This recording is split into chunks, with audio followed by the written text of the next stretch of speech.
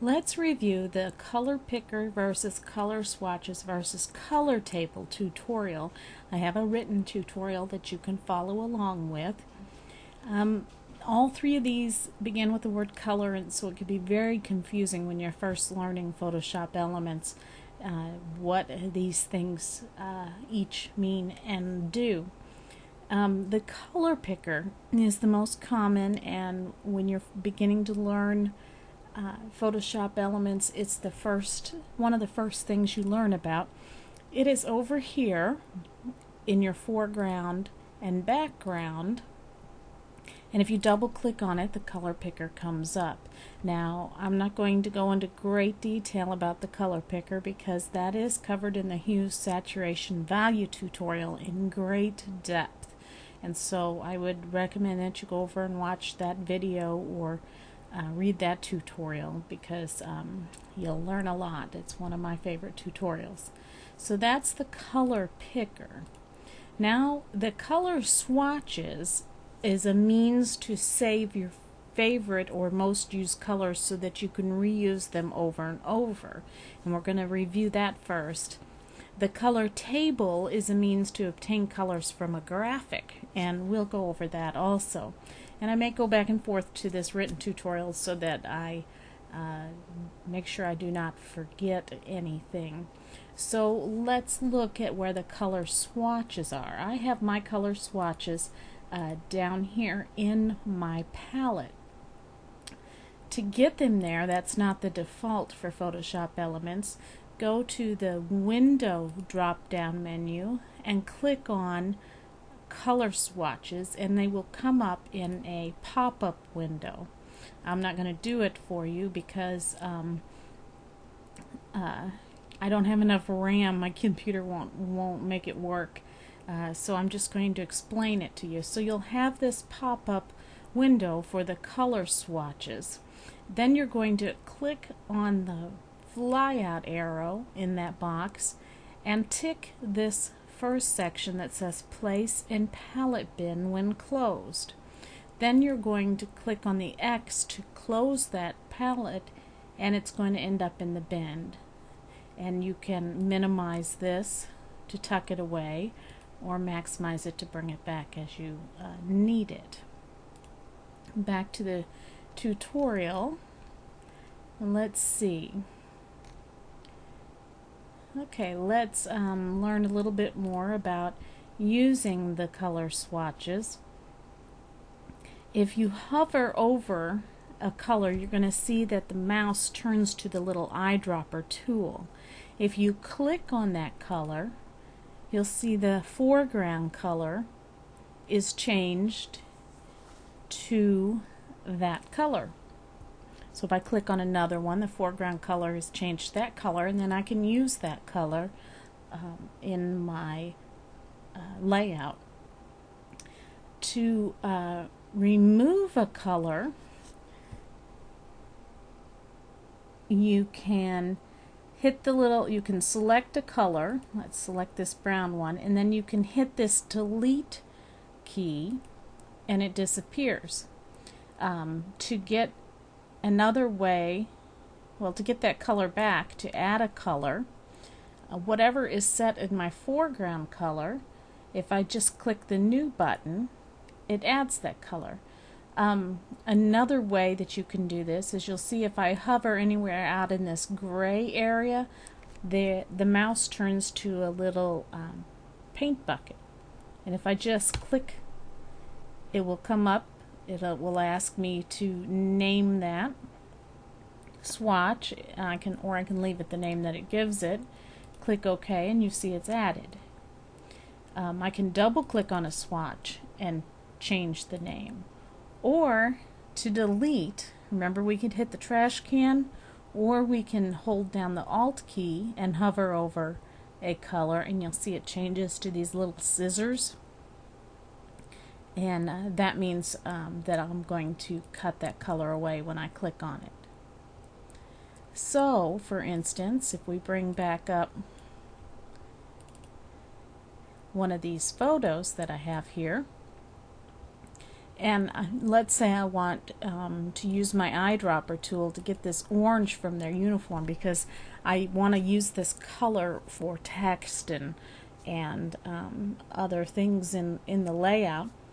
Then I can go over here, hover over the gray area, and maybe call that band orange, and it's added to the color swatch. So now I can just click on that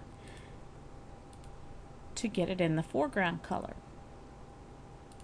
If I decide, hey, I don't want that one anymore, I'm going to hold down my Alt key or hit this trash can, but for this purpose hold down my Alt key till I get the scissors and delete.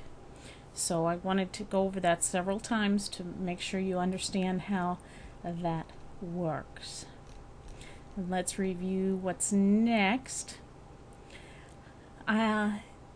Next is loading colors. Now, loading color swatches. Now, you can get free swatches on a lot of different places on the internet. You can just search for, Photoshop free color swatches, and you'll probably find quite a few of them. I have some on some places on my links page, the resources page under my links, where you can go and find other places, but I've mentioned the most common ones here in the tutorial, and you can click on them in the written tutorial and get to them. Adobe Exchange has some really cool color swatches. A color swatch has an extension of .aco at the end of it. And so if you get to downloading things and you see a file and you don't know what it is, you can look for that file extension to identify it. So Adobe Exchange, you have to log in. It's a free account at Adobe, and people upload swatches there for you to download and share. You can go to Big Huge Labs and upload a photo and create it will create a color swatch from the colors in that photo, which is pretty cool. And you can download it. It will download as a .ase file, Adobe Swatch Exchange file. And you can load these also from the drop-down menu. I'll show you that here in just a minute by just choosing the .ase instead of the .aco. There's a third choice. You'll see color table, which we'll talk about later, is a .act. Now these files work in both Photoshop Elements and Photoshop, and they're pretty exchangeable through various versions, and what works in all different versions of those two programs. Color Bender is another place where you can get some palettes, and they have the color table file extension, ACT. So don't freak out that they're downloading different things, because you will have 3 that you'll be able to import. Adobe Cooler. Now when I first wrote this tutorial back in 2005, maybe early 2006, this site was not around, and now it's one of the most popular places for people to go to get color swatches and to create and share color swatches. It's a really cool site, so I would recommend going there. Now they download the .ase files. Another one is Color Lovers. It offers a variety of formats to be downloaded. And I want to mention that there are also software programs that you can work with from your desktop to create color schemes. I have one. I played with all of them. You can download them, for a temporary trial, and I played with them. And I have one that I ended up purchasing, and so you can create color swatches in there, and they use the color schemes, the various color schemes, to create coordinating color swatches, and then you can usually export those as your files.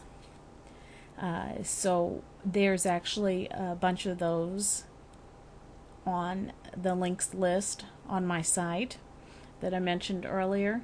You can go and visit those and check those out and play with the trial versions of those yourself too. I have created a color swatch called Hummy's Favorite Colors, and I'm going to offer that for download so you can download this and practice loading it. Now, I would not recommend you put this in the preset folders. Remember, everything that you put in preset folders will get loaded when the program loads and bog things down. So you can see here I have one tiger colors because our that I created, and that's actually band colors as well as Hummy band colors. So just as I was showing you earlier, I actually created some of these that work really well for my band layouts that I can use. But anyway, put these in some folder somewhere that where when you do your backup of everything on your computer, that they'll get backed up so they don't get lost. Then click on the flyout arrow in the swatches and choose Load Swatches. Navigate to where you have that on your computer, choose the file and click Load, and you'll see that they come in below whichever file you have already active. These that are in the drop down menu are those that are in the preset folder. And so I had the default active, and so it just added it to the bottom of the default. And those are my favorite colors. You can see they're mostly muted greens and blues and browns, natural colors. And so that's how simple it is to load a palette. Now let's go back, load swatches, and you'll see, I'm going to move this up. Down here it's the file types, and it shows swatches.aco. If I change it to the color table or the swatch exchange extension, you'll see the other ones. This is one that I downloaded off of one of the websites, and you can load that just the same. And that appeared down here at the bottom. So you can load those easily from the other sites. Now, if you want to navigate from this one to another one, a pop-up's going to come up and it's going to want you to save the changes to your swatches. Well, the changes we made were adding all of these other colors, and I do not want to save those. I want my default to be my default. Remember, I can always go back and quickly, within a few steps, load those again. So I'm going to say no, and then it switches to the swatch I had selected, and then I can go back to default and you can see they're all gone. Let's see what's next. Now we're going to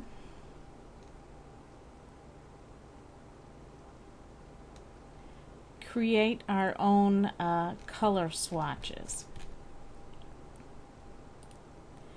So to create our own color swatches, I have provided you with a Hummy Blank form color swatch. It just has a black and a white color in it. Drop this into your preset folder. This is the easiest way to do this because it is very, very, very confusing to do it otherwise. But drop this into your preset folder before you open Photoshop Elements. You can right-click, copy, right-click, paste, and create another one of those forms. And let's say I'm creating one that is band colors. I can name it whatever I'm naming it. Maybe it's Christmas colors, fall colors, you know, whatever you're working on. Maybe you're going to do a designer challenge and you want to give everybody the ACO file, you can name it whatever the name of your challenge is, whatever you want for this. And then open up Photoshop Elements. And I give you the link to the preset folder in the tutorial. So I'm going to go here, and of course, because I hadn't made that one that says band before I open Photoshop Elements, it's not showing up in this drop down menu, but the other one is, so I'm going to choose it. And normally if you don't use this blank form, what you have to do is delete every one of these to make a clear swatch, and that can be annoying. So it's we don't want to save that. So it's easiest just to use this blank form when you're getting ready to do colors. So I have my photo here, and I've gotten my orange, and I'm going to put that in here, call it band orange, and maybe I want a football green. And you can add whatever colors you want. Then you're going to go to the flyout menu and click Save Swatches, and you're going to be able to save these swatches wherever you want. Right now it's coming up to my other folder, not the preset folder, because that's the last place I've gone. And you can title these whatever you want. Right now I'm going to do test swatch and hit save, because I'll go back and delete that later because I really don't need this. So that's how you make your own swatches, and that's pretty easy and self-explanatory. Not really self-explanatory. I have no idea why I said that. Let's scroll down to the next part. The next part of the tutorial is talking about the color table. Now, the color table is utilized to obtain colors from a photo or a graphic to make a color swatch. It's very similar to uploading to that big, huge labs that I talked about earlier. Of course, the most direct way is using the eyedropper tool, as you just saw me do. But this is another fun way, and I'll tell you a little secret. It says here, it says, shh. I've often taken previews of other kits made by other designers, and taken that JPEG and made a color table out of it. If it's a kit and I go, oh, I love the colors in that kit, then I just open it up and do these next steps that I'm doing, and you can create your own swatch for you to make your own kit with those colors. To create a color table from a graphic photo, the file must be in indexed color format. This is the color format for GIF photos. I really don't want to get into detail like what these color indexes are, but we're just going to give you some basic knowledge. And so one of these that I have, this one here, is a GIF copy of this photo. And if I go under the image drop-down menu, mode, you'll see that the GIF is an indexed color. But if I go back to the JPEG and go down to the mode, you're going to see it's an RGB color. Now, we need to use the indexed color to make a color table. But just because this is not a GIF file doesn't mean that we cannot change it to an indexed color. And so that's what I'm going to do, and I actually have another tutorial covering this a little bit. we're going to change it to index color, and this box pops up, and you can see it's 256 colors. That's what GIF files are made of, just the 256 colors.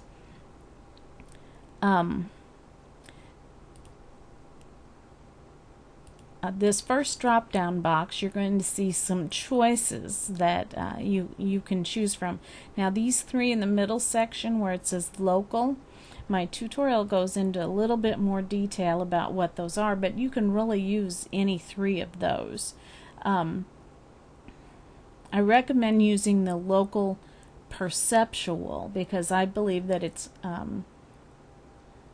but I believe it's not that important which one you choose. Both the perceptual and the selective prioritize colors to those which are more sensitive to the human eye. Now don't ask me how that, they got the program software to do that and how they know it's sensitive to the human eye, but that's what they do. Those two do. However, the selective also focuses on colors that are web safe and is a broader range of colors, but we're not doing our layouts for the web, and that's why I recommend going ahead and using the perceptual. Now the adaptive creates a table of colors that are most commonly found in the image, so this could be useful too. I'm using a band layout, and I'm really going after mostly the colors of the green field and the colors of their uniform. So in this instance, using adaptive might be better because those are the colors more commonly found in the photo. Of course, cropping the photo in to just an area that mostly has your color, like if I have a lot of this green in the background or the field, I don't want to get a whole lot of those colors, so I might want to crop it into just the band members a little bit closer and then use that to index. You can leave it as 256 colors. These two are going to be both none and none down here, and you're going to want to untick the transparency, and you can leave it as 256 colors and then go back to the image drop down menu, mode, and color table, and you're going to see a variety of colors from this photo. And you can do a save and save this as a .act file and then bring it in and load it as a swatch. However, you can also, now watch what happens.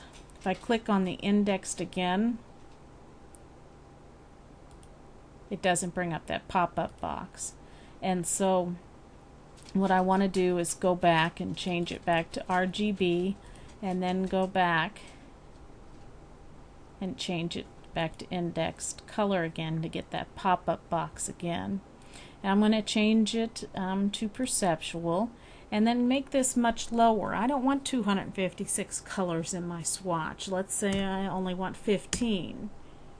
And you're going to see the photo really change because it's only using 15 colors in that entire photo. And click OK. Go back to the image drop down menu, mode, and now color table, and you're going to see only 15 colors from that photo. And then you can do a save and save that as a .act file somewhere on your computer, and then bring it over here and load it from your color swatches. But I'm going to go ahead and cancel this. Now you can see it did wonky things to the photo because we changed it to only 15 colors. So when you close out of this, you may want to make sure you don't do a save as, or you might want to make a copy of your photo and work from the copy before you might accidentally mess up your photo. And let's see, is there anything that I missed? So when we load it, we choose the file type .act from the drop down menu, and I think that's about it. And so I hope you've learned a lot from this tutorial.